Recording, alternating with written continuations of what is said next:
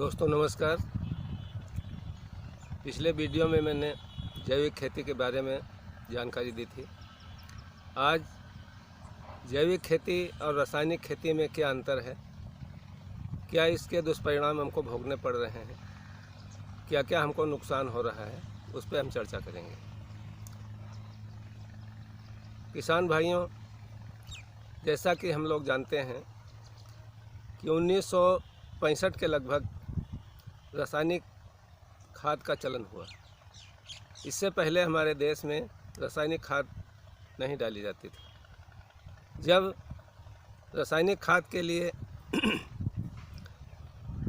सरकार ने प्रयास किया तो उस समय ग्राम सेवक हुआ करते थे। ग्राम सेवक के माध्यम से किसानों को प्रोत्साहित किया गया, समझा बुझा के कुछ एरिया में उसका प्रयोग किया गया। तो हमारे पूर्वज ये कह के लौटा देते थे कि ये रासायनिक खाद है, इससे हमारे खेत खराब हो जाएंगे। उनको ये पहले से पता था, पूर्वजों को, कि ये खेती नुकसानदायक होगी, लेकिन लालचवश किसानों ने उसका प्रयोग चालू कर दिया। 5 किलो बीघा मतलब 25 किलो एकड़ खाद का प्रयोग चालू हुआ था। लेकिन हम लोग धीरे धीरे आदी हो गए और खेत को भी आदी कर दिए, जिससे आज 15 बोरी एकड़ तक आलू की फसल में लोग NPK का प्रयोग करने लगे हैं, यूरिया का प्रयोग करने लगे हैं 2-3 बोरी एकड़ में। तो इस तरह से हमारी भूमि पर क्या दुष्प्रभाव पड़ा है, उसको जानना आवश्यक है। दोस्तों, जैविक खेती और रासायनिक खेती में क्या अंतर है, इस पे चर्चा करना है। तो सबसे पहले हम रासायनिक खेती और जैविक खेती को कंबाइन लेके चलेंगे। जैसा कि रासायनिक खेती नाम है, जो खेती आज चल रही, इसमें हमारे मित्र कीट मर जाते हैं, क्योंकि मित्र कीट दिन में निकलते हैं और शत्रु कीट रात में निकलते हैं। शत्रु कीट मतलब जो हमारी फसल को नुकसान पहुंचाते हैं, और रात में निकलते हैं। दवा हम दिन में डालते हैं तो हमारे मित्र कीट मर जाते हैं और शत्रु कीट उसमें छिपे रहते हैं। होता यह है कि जो लार्वा की कंडीशन होती है, हम केवल उसी को मार पाते हैं। बाकी उसकी जो पतंगा होता है, तितली होती है, वो जिंदा रहती है और वो बराबर अंडे देती रहती है, जिससे लगातार हम दवा डालते रहते हैं और कीड़े पे कंट्रोल नहीं कर पाते हैं।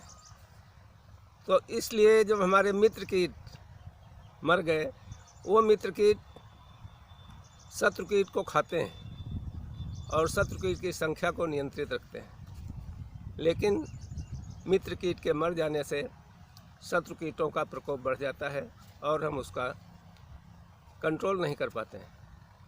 दूसरी चीज़, भूमि की संरचना बिगड़ जाती है। जब हम DAP डालते हैं, यूरिया डालते हैं, तो यूरिया में 46% तो नाइट्रोजन होता है, सभी लोगों को पता है। लेकिन शेष का 54% क्या होता है, ये शायद हम लोगों को नहीं पता है। या जान लें हम कि पेट्रोलियम पदार्थ होता है। पेट्रोलियम पदार्थ भूमि को ख़राब करता है।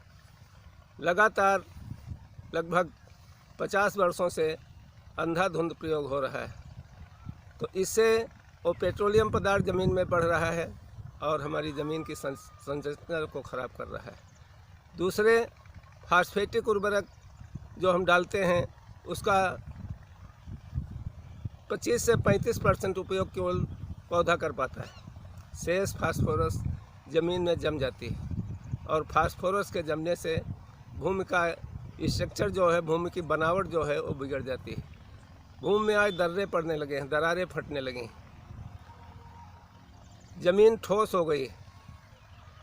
तो इस तरह से हमारी ज़मीन की संरचना बिगड़ रही है। नंबर 3, लाभदायक जीवाणु बैक्टीरिया जो ज़मीन में होती है, वो पहले बहुत संख्या में होती थी, लेकिन रासायनिक खाद और रासायनिक दवा के प्रयोग से बैक्टीरिया मर गई। अब ये सोचने की बात है बैक्टीरिया का होना आवश्यक क्यों है। बैक्टीरिया जो हम खाद डालते हैं उस खाद को घुलनशील बना के पौधे को उपलब्ध कराती है, नंबर 1।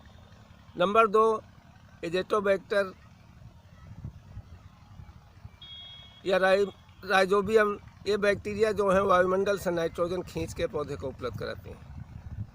फास्फेट का या फास्फोरस सोल्यूबल बैक्टीरिया होती है जो ज़मीन में जमी हुई बैक्टीरिया को घुलनशील बनाती है। तो अगर पोटास घोलक का बात करें तो पोटास भी जो ज़मीन में ठोस पड़ी है उसको घुला के पौधे को उपलब्ध कराती है।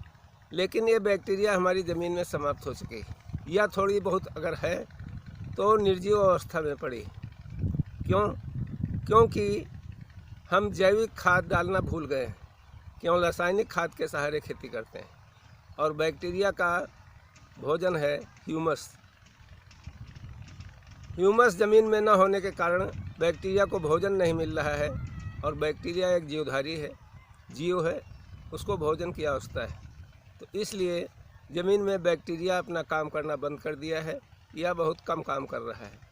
इसीलिए जो किसान 1965 के लगभग 5 किलो प्रति बीघा मतलब 25 किलो एकड़ के हिसाब से खाद डालकर अच्छा उत्पादन लेना शुरू किए थे, आज वो किसान 3 बोरी 4 बोरी खेत में खाद का प्रयोग कर रहे हैं, उर्वरक का प्रयोग कर रहे हैं, लेकिन फिर भी उत्पादन घटता जा रहा है और तरह तरह की समस्याएं आने लगी। तो ये हो गई जीवाणुओं की बात। अगला ये है कि ज़मीन में जल धारण करने की क्षमता समाप्त हो गई। हुआ है कि ट्रैक्टर से जुताई होने लगी, और ट्रैक्टर की जुताई होने से ज़मीन में एक परत बन गई। वो परत तोड़ने वाला कोई दूसरा नहीं था, वो हमारा मित्र केंचुआ था। केंचुआ रासायनिक खाद और रासायनिक दवा से मर गया, समाप्त हो गया। पहले जब हम लोग सुबह उठ के मैदान जाते थे, लेटिन जाते थे, बरसात के दिनों में निकलना दूभर हो जाता था, पैर कहाँ रखा जाए ये सोचने की बात थी। लेकिन आज अगर हम बरसात में खेत में निकलते हैं तो हमको कोई केंचुआ दिखाई नहीं पड़ता है। मतलब केंचुआ जो है हमारा समाप्त हो गया। केंचुआ क्या करता था? केंचुआ 1 मीटर गहराई तक जुताई करता था, ज़मीन की जो जमा परत थी उसको तोड़ देता था। लेकिन चूँकि हमने रासायनिक खाद का प्रयोग किया, अपने मित्र को मार दिया, और मित्र को मारने से अब वो मिट्टी खुदाई का काम समाप्त हो गया। उसके बाद केंचुआ जब मरता था तो जीवांश दे जाता था ज़मीन को उपजाऊ बना जाता था। तो इस तरह से हमारा केंचुआ नष्ट हो गया और हमारे ज़मीन की जल धारण क्षमता समाप्त हो गई। प्रभाव एक पड़ा कि आज जब हम पानी देते हैं खेत में तो पानी 6 इंच गहराई तक जाता है, उसके बाद रुक जाता है। 3-4 दिन खेत में नमी रहती है, उसके बाद एकदम खेत सूख जाता है। कारण ये है कि ज़मीन में एक क्रिया होती थी, कैपिलरी एक्शन की क्रिया। कैपिलरी एक्शन क्रिया वो क्रिया है जिसमें उदाहरण के लिए जैसे हमारी डिब्बी है, लालटेन की बत्ती है, नीचे तेल भरा रहता है और बत्ती के माध्यम से तेल ऊपर चढ़ता रहता है और हमारा लैंप जलता रहता है। लेकिन चूँकि परत बन गई तो परत बनने के कारण कैपिलरी एक्शन जो होता था वो समाप्त हो गया, और उसके समाप्त होने से नीचे से पानी आना और ऊपर से पानी जाना दोनों बंद हो गए। इसलिए हमारी केवल 6 इंच मिट्टी गीली होती है, उसके बाद की सतह सूखी रहती है और पानी हमको जल्दी जल्दी लगाना पड़ता है, जिससे हमारा पैसे का भी नुकसान होता है। और पानी जब ज़्यादा हो जाता है, सोखता नहीं है, तो उसमें जड़ों में रोग लग जाते हैं, और जड़ों में जो नई जड़ों का विकास होना चाहिए, सफ़ेद जड़ों का, वो विकास रुक जाता है। और नई जड़ों के न बनने के कारण पौधा भोजन लेना बंद कर देता है, धीरे धीरे वो कमज़ोर होता है और फसल हमारी कमज़ोर हो जाती है। तो इसलिए हमारी मृदा में केंचुआ का होना आवश्यक था। अब बात आती है कि इससे हमारे शरीर पे क्या नुकसान पड़ता है। मनुष्य हो, पशु हो, पक्षी हो, जो भी जीवधारी हैं, उनको ये रासायनिक खाद द्वारा दिया गया पोषण पौधे के अंदर जाता है। कहते हैं कि माँ जो खाती है वही बच्चे को मिलता है। उसी प्रकार हमारी धरती माँ को जो हम खाद दे रहे हैं, जो दवा दे रहे हैं, हमारे प्रोडक्शन में वही होगा और वो जहरीला होगा। जहरीला होने के कारण आज हम लोगों को काफ़ी समस्याओं का सामना करना पड़ रहा है। समस्याएं क्या हैं? समस्याएं हैं एक तरह तरह की भयंकर बीमारी इस केमिकल के द्वारा हो रही हैं। अगर हम जैविक खेती करें तो इस केमिकल से निजात मिल सकता है। अगर जैविक खेती करें तो केमिकल से निजात मिल सकता है और निजात मिलने पर हमारी बीमारियों पे कंट्रोल हो सकता है। अगली बात हम करें, हमारे ज़मीन में रासायनिक खादों के प्रयोग से लागत बढ़ती जाती है। चूँकि खाद की मात्रा हम बढ़ाते चले जा रहे हैं, साथ ही साथ दवा की मात्रा बढ़ाते चले जा रहे हैं। कंपनी मेड प्रोडक्ट हम यूज करते हैं जिसकी कीमत हर साल बढ़ती चली जाती है और इससे हमारे खेत की लागत बढ़ जाती है। यदि हम जैविक खेती करें, जैविक नियंत्रण करें तो हमारी खेती में लागत कम हो जाएगी। साथ ही साथ जब हम केमिकल का प्रयोग करते हैं तो केमिकल के प्रयोग से हमारी मृदा दूषित होती है, हमारा जल दूषित होता है और हमारा वायुमंडल दूषित होता है और यही हमारे मुख्य जीवन के अंग हैं। मृदा अगर दूषित हुई तो हमारा भोजन दूषित होगा, पानी अगर दूषित हुआ तो हमारा स्वास्थ्य खराब होगा, वायु अगर दूषित हुई तो भी हमारा जीना मुश्किल हो जाएगा। तो इस तरह से रासायनिक खाद से ये बहुत बड़ा नुकसान भी है। साथ ही साथ अगली बात करें तो जो हम प्रोडक्शन लेते हैं, जो उत्पादन करते हैं, वो उत्पादन केमिकल युक्त होता है जिसमें रसायन की मात्रा ज़्यादा होती है, जिसको हम कहीं निर्यात नहीं कर सकते हैं। अगर हम निर्यात नहीं करेंगे तो जो उत्पादन होगा वो हमको अपने देश में खाना पड़ेगा। इससे हमारा बाज़ार मूल्य बहुत कम मिलता है और बाज़ार मूल्य कम मिलने से हमारा आमदनी जो हमारी है वो घट जाती है और आमदनी घटने के कारण हम परेशान रहते हैं। बात करें खरपतवार की, तो रासायनिक खाद से जब हमारे मित्र कीट नष्ट हो जाते हैं तो वो मित्र कीट क्या करते हैं, जब हमारे खेत में घास होती है तो घास के बीज को खा जाते हैं और बीज खाने से खरपतवारों की संख्या कम हो जाती है। लेकिन मित्र कीट अगर हमारे खेत में जीवित हैं वो बीज को खा जाएंगे और बीज को खाने से अगले वर्ष खरपतवारों की संख्या घट जाएगी और हम खरपतवार पे नियंत्रण कर सकते हैं। तो इस तरह से हमने आपको बताया कि ये समस्याएं हमारे सामने आ रही हैं रासायनिक खाद और रासायनिक दवा डालने से।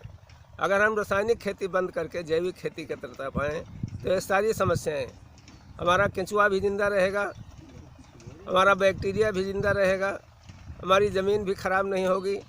केंचुआ होने से ज़मीन की खुदाई करेगा, 1 मीटर तक जल धारण क्षमता बढ़ जाएगी।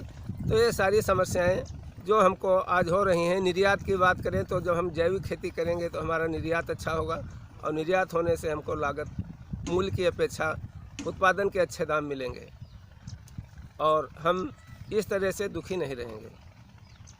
धन्यवाद।